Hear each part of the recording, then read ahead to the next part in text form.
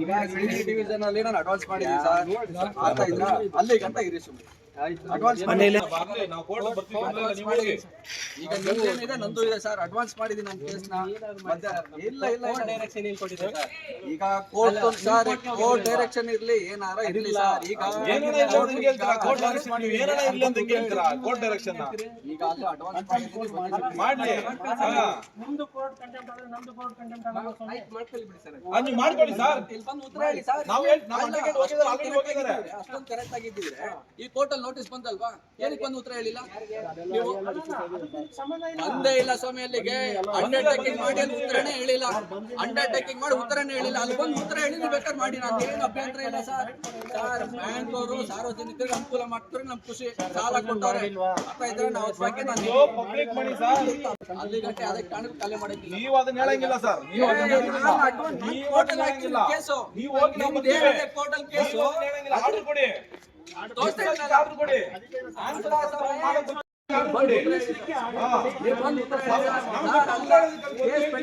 Objection ಹಾಕಿ ಅಲ್ಲಿಗೆ court ಅಲ್ಲಿ, ಚಿಕ್ಕ ಕೋರ್ಟ್ ಅಲ್ಲಿ ಇರ್ಲಿ, ಹೈಕೋರ್ಟ್ ಅಲ್ಲಿ ಇರ್ಲಿ,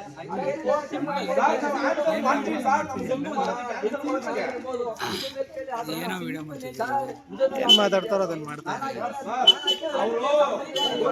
ಏನಕ್ಕೆ ಅವನು ಸುದ್ದಿ ಟಿವಿನ ನನಗ ಬಿ ಟಿವಿ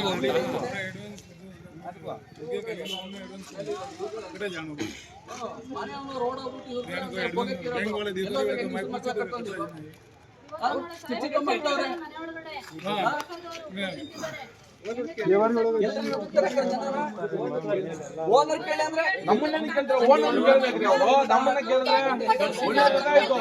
ಪಬ್ಲಿಕ್ ಮನಿ 40 ಲಕ್ಷ, 1 ರೂಪಾಯಿ 2 ರೂಪಾಯಿ ಅಲ್ಲ.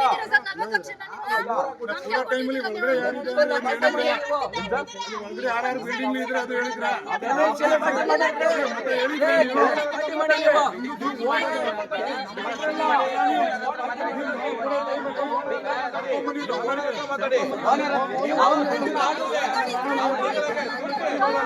ಯಾರೋ ಏನೋ ಖಾಲಿ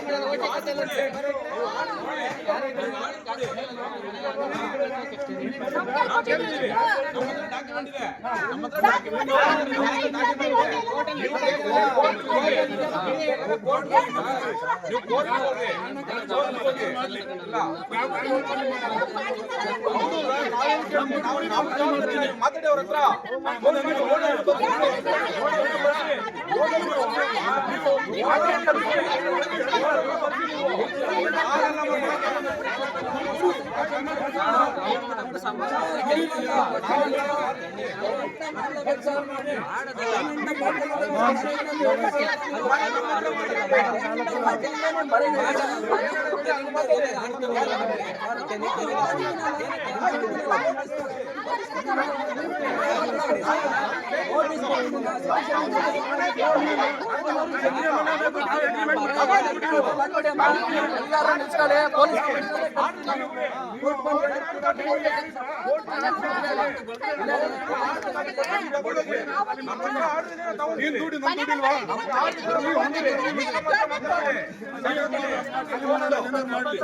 ಖಾಲಿ ಮಾಡಲ್ಲ,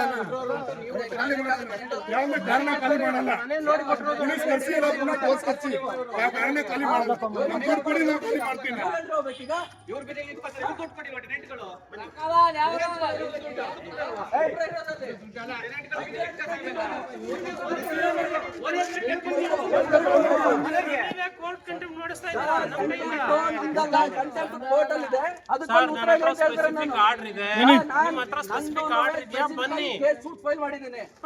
ಅಬ್ಜೆಕ್ಷನ್ ಹಾಕಿ ನೀವು ಮುಂಚೆನೆ ಹಾಕಿರೋ ನನ್ನ ಸೂಟು ಇದಕ್ಕೆ ಬಂದು ಉತ್ತರ ಹೇಳಿ ನಂಗೆ.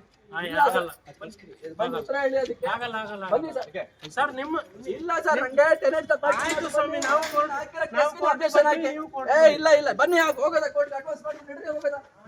ಪಾಪ ಹೆಣ್ಮಕ್ಳುಗಳು ಎಲ್ಲಿ ಹೋಗ್ಬೇಕು? ಹೊಸ ಹೊಸ ರೂಲ್ಸ್ ತಗೊಂಡು ಪಾಪ ಅವ್ರುಗಳು ಪಾರ್ಟಿ ಮಾಡಿದ್ರಿ. ಅಲ್ಲಿ ಕಂಡೀಷನ್ ಎಲ್ಲಿದೆ? ಸುಮ್ನೆ ಮಾಡ್ರೆ ಜನಗಳು ಎಲ್ಲಿ ಹೋಗ್ಬೇಕು? ಯಾರೆಲ್ಲ ಮಾಡಿರ್ತಾರೆ ಎಲ್ಲಿ ಹೋಗ್ಬೇಕು?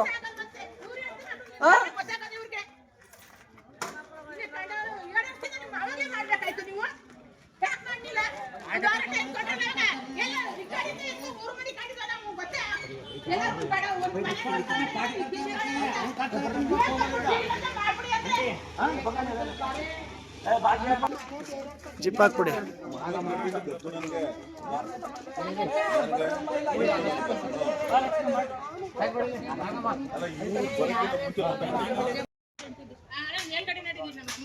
ಬನ್ನಿ ಪೇಷಂಟ್ ಅವ್ರಿಗೆ ಬ್ಯಾಂಕ್ ಅವರೇ ಮೊದಲೇ ಅವರು 3 ದಿವಸದಿಂದ ಬಂತೈಂದ ಅದೇ ಕೊರಗ್ತಾವ್ರೆ ಹಾಸ್ಪಿಟಲ್ ಕರ್ಕೊಂಡ್ ಬಂತೈಂದ ಇವಾಗ ಇದು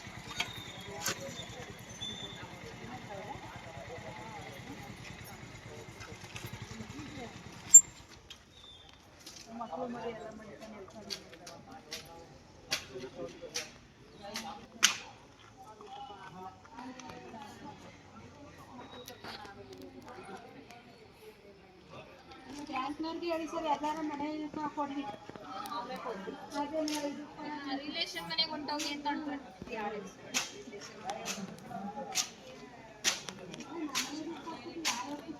ಇದು ಕೂಡ ನಮಗೆ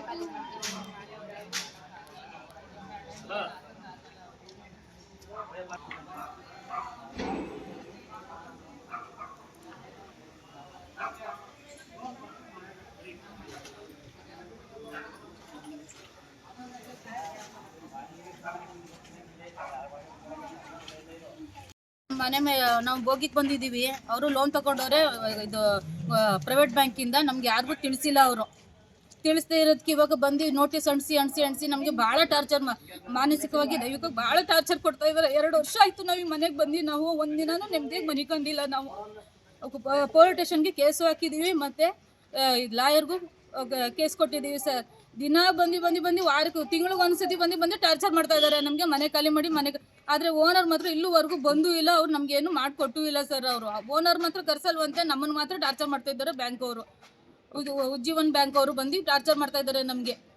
ಮನೆ ಖಾಲಿ ಮಾಡಿ ಅಂತ ಹೇಳಿ ಟಾರ್ಚರ್ ಮಾಡ್ತಾ ಇದ್ದಾರೆ ನಮಗೆ. ಓನರ್ ಕರ್ಸಿ ನ್ಯಾಯ ಕೊಡ್ಸಿ ನಮ್ಗೆ ದುಡ್ಡು ಕೊಡ್ಸಿ ನಾವು ಇವಾಗಲೇ ಖಾಲಿ ಮಾಡ್ಕೊಡ್ತೀವಿ ಅಂತ ನಾವು ಪದೇ ಹೇಳ್ತಾನೆ ಇದೀವಿ. ಅವ್ರು ಅದ್ ಕೇಳ್ತಾ ಇಲ್ಲ. ಮತ್ ಬಂದು ನಮ್ಗೆ ಟಾರ್ಚರ್ ಮಾಡ್ತಾ ಇದ್ದಾರೆ. ಹ್ಞೂ ಸರ್, ಇವಾಗ ಏಕಾಏಕಿ ಬಂದ್ಬಿಟ್ಟು ಮನೆಯಿಂದ ಈಚೆ ಆಗ್ತಾ ಇದ್ದಾರೆ. ಎಲ್ಲ ಖಾಲಿ ಮಾಡಿ ಅಂತ ಹೇಳಿ ನಮ್ಗೆ ಗೊತ್ತಿಲ್ಲ. ನಾವು ಹೊರಗಡೆ ಹೋಗಿದ್ದೋ, ಈಗ ಅಷ್ಟೇ ಬಂದಿರೋದಕ್ಕೆ ನಮ್ಗೆ ಮನೆ ಖಾಲಿ ಮಾಡಿ ಅಂತ ಇದ್ದಾರೆ. ನಾವ್ ಎಲ್ಲಿ ಹೋಗ್ಬೇಕು ಸರ್? ಮಕ್ಳು ಮರಿನೆಲ್ಲ ಕಟ್ಕೊಂಡು ನಾವ್ ಎಲ್ಲಿ ಹೋಗ್ಬೇಕು? ಒಟ್ಟು 7 ಕುಟುಂಬ ಇದಾವೆ ಸರ್.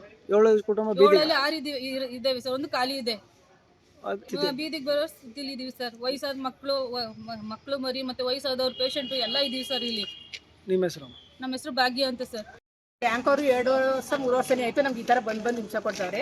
ಇವಾಗ ನಾವು ಓನರ್ ಬರೋ ತನಕ ನಮ್ಗೆ ಟೈಮ್ ಕೊಡಿ ಅಂತ ಕೇಳ್ಕೊತಾ ಇದೀವಿ. ಅದು ಒಂದು ದಿವಸನೂ ನಮ್ಗೆ ಟೈಮ್ ಕೊಡಲ್ಲ ಅಂತಾರೆ. ಹಿಂಗಾದ್ರೆ ನಾವು ಏನು ಮಾಡೋಕ್ಕಾಗುತ್ತೆ ಸರ್? ಇವಾಗ ವಯಸ್ಸಾದ ನಮ್ಮ ತಾಯಿಗೆ ಇವಾಗ ಆಪರೇಷನ್ ಆಗಿದೆ ಇಮಿಡಿಯೇಟ್ಲಿ. ಅಲ್ಲಿ ಹೋಗಿ ಪರಿಸ್ಥಿತಿ ನೋಡಿ ಸರ್. ಅವ್ರಿಗೆ ಎದ್ದು ಈಚೆಗೂ ಬರೋಕ್ಕಾಗಲ್ಲ.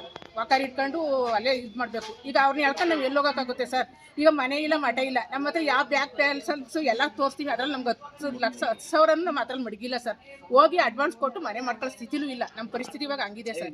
ಹಂಗಿದ್ರು ಇವಾಗ ಬಂದು ಇವರು ವಾರಕ್ಕೊಂದ್ಸತಿ ನಮ್ಗೆ ಹಿಂಗೆ ಇವಾಗ 3 ತಿಂಗಳಲ್ಲಿ ಬಂದ್ರು ಸರ್. ಅವ್ನು ಓನರ್ ಏನೋ ಕಳಿಸ್ತಾ ಅದನ್ನ ನೋಡಿದ್ರು. ಬ್ಯಾಂಕ್ ಅವರು ಏನು ಮಾತಾಡಿಲ್ಲ, ಹೊರಟೋದ್ರು. ಅವಾಗ್ಲಾರು ನಿಮ್ಗೆ ಈ ತರ ನಿಮ್ಗೆ ಪುನಃ ತೊಂದರೆ ಆಗುತ್ತೆ ಅಂತ ಹೇಳಲಿಲ್ಲ. ನಿನ್ನೆ ಬಂದ್ರು, ನಿನ್ನೆನೂ ಸಹ ನಮ್ಗೆ ಏನು ಹೇಳಲಿಲ್ಲ. ಇವಾಗ ದಿಢೀರಂತ ಬಂದು ಪೊಲೀಸ್ನವರಿಂದ ಬಂದು ಎಲ್ಲ ಬಂದು ಇವಾಗ ನಮ್ಗೆ ದಿಢೀರಂತ ಖಾಲಿ ಮಾಡಿದ್ರೆ ನಾವು ರಾತ್ರಿ ಎಲ್ಲಿ ಹೋಗೋಕ್ಕಾಗುತ್ತೆ ಸರ್? ನೋಡ್ತಿರೋ ಸಂಬಂಧಿಕರ ಮನೆಗೆ ಹೋಗಿ ಅಂತಾರೆ. ಸಂಬಂಧಿಕರ ಮನೆಗೆ ಹೋಗಿ ಏನಂತಾರೆ ಗೊತ್ತಾ ಸರ್? ಅಯ್ಯೋ ನಿಮ್ಗೆ ಹಂಗೆ ಆಗ್ಬೇಕಾಗಿತ್ತು, ಆಗ್ಲಿ ಬಿಡು ಅಂತಾರೆ. ಇದಕ್ಕೆಲ್ಲ ಯಾರವನೇ ಸರ್? ಈಗ ನಮ್ಗೆ ಟೈಮ್ ಇವಾಗ 3 ವರ್ಷದಿಂದ ಟೈಮ್ ತಗೊಂಡವ್ರು. ಇವಾಗ ನಮ್ಗೆ 1 ವಾರ ಇಲ್ಲ ಅಂದ್ರೆ 1 2 ದಿವಸ ಟೈಮ್ ಕೊಡ್ಬೇಕಲ್ಲ ಸರ್? ಅದನ್ನೇ ನಾವು ಕೇಳ್ಕೊತಾ ಇರೋದು ಅಷ್ಟೇ.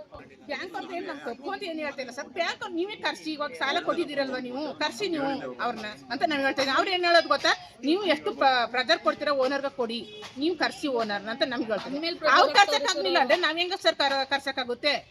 ನಾವು ಪೊಲೀಸ್ ಸ್ಟೇಷನ್ಗೆ ಹೋಗಿ ಅಲ್ಲೂ ಕೇಳ್ಕೊಂಡು ಅವರು ಕರೆಸಲಿಲ್ಲ, ಏನಿಲ್ಲ. ಅವನು ಭಾರಿ ಪ್ರಾಡು ಅಂತಂದ್ರೆ ಹೊತ್ತು ನಾವು ಕರೆಸ್ತೀವಿ, ಮಾಡ್ತೀವಿ, ನಿಮ್ಗೆ ನ್ಯಾಯ ಕೊಡ್ತೀವಿ ಅಂತ ನಮ್ಗೆ ಇದುವರೆಗೂ ಯಾರು ಸಹ ಹೇಳಿಲ್ಲ ಸರ್.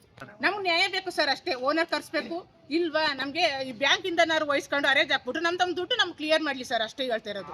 ನಮ್ಗೆ ಇನ್ನೇನು ಕೇಳ್ತಾ ಇಲ್ಲ. ನಮ್ಮ ಬ್ಯಾಂಕ್ ಅವ್ರು ಏನು ತೊಂದರೆ ಅಂತ ಅವ್ರದ್ದು ದುಡ್ಡು ಕೊಟ್ಟವ್ರೆ. ಅವ್ರು ಏನು ಇದು ರೂಲ್ಸ್ ಮಾಡಲಿ, ನಮ್ಮ ದುಡ್ಡು ನಮ್ಗೆ ಬರಂತೆ ಮಾಡ್ಕೊಳ್ಳಿ ಸರ್ ಅಷ್ಟೇ ಸರ್. ಸೂಸೈಡ್ ಒಂದೇ ನಮ್ಮ ಇದಕ್ಕೆ ಬಾಕಿ ಇರೋದು. ಈಗ ಅದೇ ಒಂದು ಮೇಲು ಅಷ್ಟೇ ಸರ್. ಇದೇ ಲಾಸ್ಟ್. ನನ್ನ ಹೆಸರು ಮಂಜುಳಾ ಅಂತ.